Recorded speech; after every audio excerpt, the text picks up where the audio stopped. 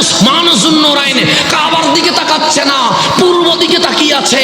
মক্কার মুশরিক জিজ্ঞেস করছে, মা বালুকা, কি হলো তোমার, কি হলো তোমার? উসমান যুন্নুরাইন ডাক দিয়ে বলে, এদিকে কাবা, হুদাইবিয়াতে কামলিওয়ালা, খোদার কসম, নবীকে পিঠ দিয়ে আমি উসমান কখনো তাওয়াফ করব না। কাবারও কাবা পিছনে থাকবে, কাবা সামনে থাকবে, এটা মানতে পারি না। সেই দিন তাওয়াফ করব যেদিন কামলিওয়ালা আমার চোখের সামনে থাকবে। বুখারী তো এক, নবী তো এক, এত দলাদলি কিসের? তো দলাদলি কিসের? এটা আমার আপনার ভাবনার বিষয় নয়। আমার নবী বলেছে উম্মত আমার ৭৩ দলে বিভক্ত হবে। তো নবীর কথা বাস্তব রূপ নিবে, এটাই বাস্তবতা। কথা ঠিক না? দল কয়টা হইল এটা আমার দেখার বিষয় না। কেন? রাসূল বলেছে দল হবে, দল যদি না হয় হাদিস মিথ্যা হবে। তা আমার নবী কখনো মিথ্যাবাদী হতে পারে না, সেই জন্য দল হবে। একটা না, কয়টা? ৭৩টা। তো বাংলাদেশে কয়টা? ১০-১২টা, আরো বাকি আছে। ৭৩ দল হবে। আপনার আমার দেখার বিষয় ৭২ দল নয়, যেই দল জান্নাতে যাবে সেই দলে আমরা আছি কিনা। অমুক কি করছে এটা আমার দেখার বিষয় না, অমুক দলের সেমিনার কি হয়েছে এটা আমার দেখার বিষয় না, কোন দলের ব্যানার চকচক করে এটা আমার দেখার বিষয় না। আমার নবী বললেন ৭৩-এ ৭২ ফিন্নার, জাহান্নামে চলে যাবে, একটাই জান্নাতে যাবে। তো ওই জান্নাতে কোনটা যাবে? তো আমার রাসূল বললেন বিভক্তি হবে, দলাদলি হবে, গ্রুপিং হবে। তো গ্রুপিং হলে সমাধান কি? সমাধান আমি না, সমাধান আপনার ভাবনা, সমাধান ওনার দাদা নয়। আমার কামলিওয়ালা বলেন আলাইকুম বিসুন্নতি ওয়া সুন্নতি খুলাফায়ে রাশিদিন। আমি এবং আমার খুলাফায়ে রাশিদিন যেদিকে সেই দিকে চলে যাও, এটার নাম জান্নাতি দল হয়ে গেছে। তাহলে সাহাবায়ে কেরাম দলিল। সাহাবায়ে কেরাম কি দলিল? এই দলিলের বাইরে যাওয়ার কোনো সুযোগ? সিদ্দিক আকবর উনি দলিল, ফারুক আজম উনি দলিল, উসমান যুন্নুরাইন উনি দলিল, মাওলা আলী উনি দলিল। কেন? ওনারা খুলাফায়ে রাশিদিন, সাহাবায়ে কেরাম ওনারা দলিল, আহলে বাইতে রাসূল ওনারা দলিল। আমি আরেকটু বুঝাইয়া আমার আলোচনার ভেতরে প্রবেশ করছি। উসমান যুন্নুরাইন দামি না অদামি? বেশি না কম? কেমন বেশি? একটু গভীরভাবে খেয়াল করবেন। এই হাত আমার, এটা তেমন কোনো কোয়ালিটি নাই। আপনার হাত যেরকম আমার হাতও সেরকম, এখানে বলার কোনো সুযোগ নাই আমার হাত আপনার হাতের চেয়ে দামি, বলার কোনো সুযোগ নাই। কারণ আপনারও হাত আছে, আমারও হাত আছে, কিন্তু নবীর হাত আর আমার হাত কখনো এক সমান হবে সম্ভব? কারণ আমারও আঙ্গুল উঠে, আপনারও আঙ্গুল উঠে, নবীর আঙ্গুল উঠলে চাঁদ দুটুকরো হয়ে যায়। আমারও হাত উঠে, আপনারও হাত উঠে, নবীর হাত উঠলে ডোবা সূর্য আবার উপরে উঠে যায়। তাহলে হাত বেশ কম আছে না? নাই আছে। আমার নবী হুদাইবিয়া নামক জায়গায় 1400 সাহাবী রাসূল, একজন নাই, ওনার নাম উসমান যুন্নুরাইন। উনি কোথায় গেছে? উনি মক্কায় গেছে। কার হুকুমে? আমার নবীর হুকুমে। তা আমার রাসূল যখন বায়াত নিচ্ছেন, মিসিং একজন, একজন নাই, সবাই আছে। কামলিওয়ালা বললেন এটা আমার হাত, কে কে বায়াত হবে? সিদ্দিক আকবর, ফারুক আজম, মাওলা আলী, হাসান হুসাইন, আনসার, মুহাজির, 1400 সাহাবী নবীর হাতের নিচে হাত রেখে দিয়েছে। আমার রাসূল বলেন কে নাই? একজন নাই।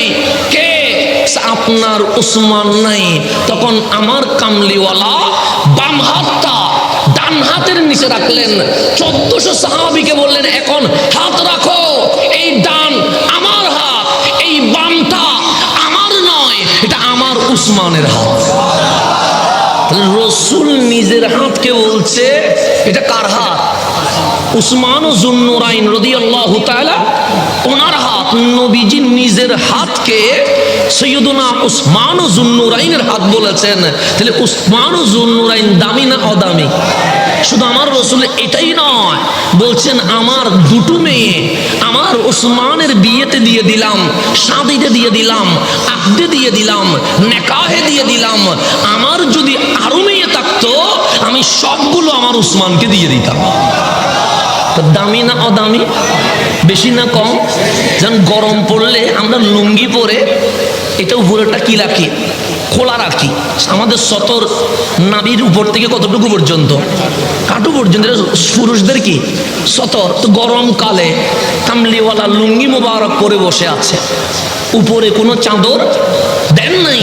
সৈয়দুনা সিদ্দিক আকবর ঢুকলেন, কামলিওয়ালা চাদর পরেন নাই। সৈয়দুনা ফারুক আজম ঢুকলেন, কামলিওয়ালা চাদর পরেন নাই। সৈয়দুনা মৌলা আলী ঢুকলেন, কামলিওয়ালা চাদর পরেন নাই।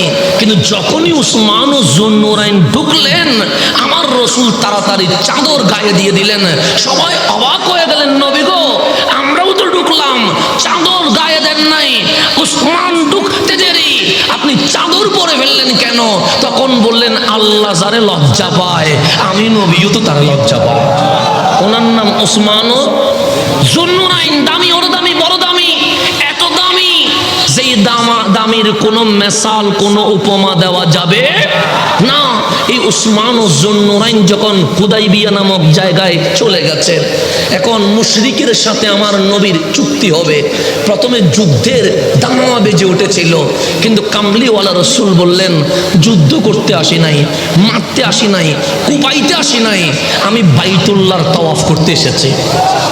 সুতরাং আমি নবী মারামারি চাই না। দেখো আমার হাতে তরবারি নাই, আমার 1400 সাহাবী কেউ তরবারি নিয়ে আসে নাই। কেন? কোপানোর নাম ইসলাম নয়, ক্ষমা করে দেওয়ার নামই তো ইসলাম। তা এখন এটা চুক্তি হবে, এটার নাম হুদাইবিয়ার সন্ধি। তো মক্কার মুশরিকও বসলো, আমার নবীর বাহিনীও বসলো। এখন চুক্তি হওয়া মুহূর্তে আমার কামলিওয়ালা বললেন ওসমান, ওদের মুখের কথা একরকম, ভেতরের কথা আর একরকম। এরকম আছে না? নাই, বাংলাদেশেও আছে, বাংলাদেশেও আছে। উপরে বলে কিছু করবো না, কিন্তু রাতের আঁধারেই দেখবেন দড়ি কুফায়া দেয়। এরকম হয় কি হয় না? হয়। তাহলে মুখের কথা একরকম, কাজে আরেক রকম। এরকম মানুষের স্বভাব বৈশিষ্ট্য থাকে। এটা মুশরিকের স্বভাব, এটা মুমিনের স্বভাব নয়, এটা মুসলমানের স্বভাব নয়। মুসলমান চায় শান্তি আর বেঈমান চায় অশান্তি। সামনের দিকে যায়, গভীরভাবে খেয়াল করবেন। আমার রসুল বললেন ওসমান, মুশরিকরা মুখে বলে একটা, ভেতরে করে আরেকটা। ওদের কাজকর্মে কোনো মিল পাওয়া যায় না। আমি নবী বলেছি যুদ্ধ করব না, এটা আমার মুখের কথা যেরকম মনের কথাও সেরকম। কিন্তু এই মুশরিকগুলো ভিতরে তরবারি রাখতে পারে, অস্ত্র রাখতে পারে, গোপন হামলা করতে পারে। ওসমান আপনি ভেতরে যান, পরিস্থিতি দেখে আসেন। এখন উসমান যুন্নুরাইন ছাড়া মক্কায় কোনো মুমিন আছে? উনি একলা। আপনি যদি আমারে ওই দেখায় মারামারি আসছে, আমাদের পক্ষে কেউ নাই, আপনি হুজুর আপনি গিয়ে একটু দেখে আসেন, আমি জীবনে যাব? আমি বলবো না ভাই, আমি আগে নিজে বাঁচি, কারণ নিজে না বাঁচলে কথা বলবো কেমনে? কিন্তু রসুল বলছেন ওসমান আপনি মক্কায় যান, মুশরিকের অবস্থাগুলো দেখে নিউজ নিয়ে এরপর আসবেন। আওয়াজ নাই, শব্দ নাই, কমেন্টস নাই। চাইলে বলতে পারতেন নবী গো আমি একলা যাইতাম, আমার ডানে বামে কাউরে দিবেন না, ওখানে তো আমাদের জন্য রেড জোন, হামলা যে কোনো সময় করতে পারে। রসুল বলতে দেরি উঠে হাঁটা দেওয়া শুরু করে দিয়েছে। ডানে বামে কোনো প্রশ্ন করেন, আওয়াজ করেন নি, দিছেন হাঁটা। কেমন মক্কা যেখানে কোনো মুমিনই নেই, কারণ 1400 সাহাবী তো আটকে আছে কোথায়? হুদাইবিয়াতে। সবাই চলে এসেছে মদিনা, ওখানে কি কোনো মুসলমান আছে? উসমান যুন্নুরাইন যখন মক্কায় ঢুকে গেছে, হাঁটতে লাগলেন। মক্কাবাসী বললেন ওসমান লা তাখাফ উসমান রে ভয় পায়ান না, টেনশন নাই, আপনি তো উপকার করেন মানুষ, আপনি দানবীর মানুষ, আপনি সমাজ সেবক মানুষ। এই মরুভূমিতে আমরা পানি পাই নাই, আপনি আমাদেরকে কূপ করে দিয়েছেন। কত মেয়ের বিয়ে হয় নাই, আপনি নিজের টাকা দিয়ে বিয়ের ব্যবস্থা করে দিয়েছেন। কত রোগীর চিকিৎসা হয় নাই, আপনি মেডিকেলে যাওয়ার ব্যবস্থা করে দিয়েছেন। আপনার সাথে আমাদের ঝামেলা ইসলাম ঈমান নিয়ে, ব্যক্তি উসমানের সাথে আমাদের কোনো ঝামেলা। আপনি মক্কায় একদিন কেন, আপনি 10 দিন থাকেন, 1 মাস থাকেন, আমরা মক্কাবাসী আপনার নিরাপত্তাও দিব, মেহমানদারিও করব। তাহলে ওসমান জুন্নুরাইনের আর কোন টেনশন আছে? উনি ভেতরে ঢুকে গেছেন মুশরিকের অবস্থা দেখার জন্য। হুদাইবিয়া থেকে যেতে যেতে যেতে যেতে হেরেমের পাশে মসজিদে হেরেম বরাবর পৌঁছে গেছে। তো মক্কার মানুষ বলছেন, ওসমান আপনি অনেক বছর, অসুবিধা নেই, বলার টাইমে টাইমে চলে যাইব না, আপাতত পুরো যোগ্য নেই, এখন সামনের দিকে যা। আমার কথা বুঝতেছেন? কথা বুঝতে লাগুন না, হনসা মিলে বাজা দিবেন না, বড় দিয়ে দেয় এখন আচ্ছা সামনের দিকে যা।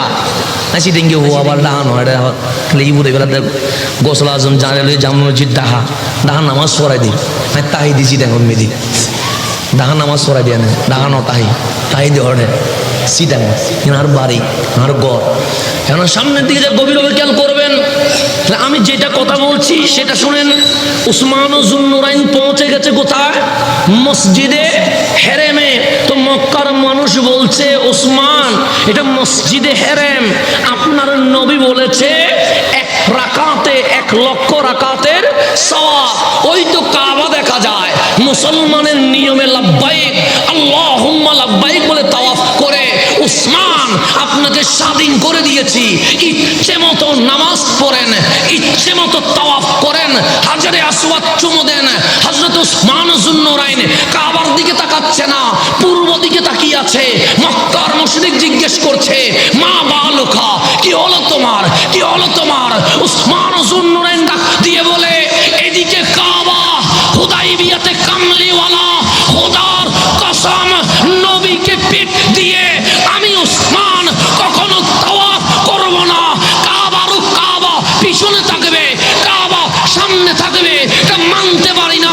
সেই দিন তাওয়াফ করব যেদিন কামলিওয়ালা আমার চোখের সামনে থাকবে। আপনি আকীদা নেন সাহাবী থেকে। এখন অনেকেই বলে, কাবা দেখেছ, মদিনায় যাওয়ার দরকার নাই। আছে না নাই? আছে, বাংলাদেশে আছে। বাইরে যাওয়া গিয়ে এয়ারপোর্টে গেলে ফ্রি বই দেয়। এয়ারপোর্টে উঠলে কি বই? ফ্রি বই, টাকা দিতে হয় না। ফ্রি টাকা পাই কোত্থেকে বুঝতে তো পারতেছেন। তাহলে ফ্রি বই দিয়ে দিবে 3-4টা। সেখানে লেখা আছে কাবার ফজিলত, সেখানে লেখা আছে হাজরে আসওয়াদের ফজিলত, সেখানে লেখা আছে আরাফার ফজিলত, সেখানে লেখা আছে মিনা মুজদালিফার ফজিলত, সেখানে লেখা আছে মাকাম ইব্রাহিমের ফজিলত। কিন্তু পরের পৃষ্ঠায় গিয়ে লেখা আছে কাবা দেখেছো, মদিনায় যাওয়ার কোনো দরকার নাই। তা আপনাকে বলছে কাবায় যাওয়া সওয়াব, রসুলের দরবারে গেলে কি হয়? শিরক হয়। আর ওসমান জুন্নুরাইন বলে, নবী যদি পিছনে থাকে, কাবা যদি সামনে থাকে, কাবা ছেড়ে দাও, আগে কাবারও কাবা, নবীর দিকে ফিরে যাও। এটা হচ্ছে সাহাবীদের আকীদা। এটা কাদের আকীদা? তো এখন আমরা সাহাবায়ে কেরামের আকীদার উপর আসি নাই, সেই জন্য তো ফ্রি বই দিচ্ছে। সাহাবায়ে কেরামের আকীদার উপর নাই, সেই জন্য তো আপনাকে ডিস্টার্ব করছে। কাবায় গেলে মদিনায় যাওয়ার দরকার নাই বলছে। আপনার সামনের দিকে চলে আসেন।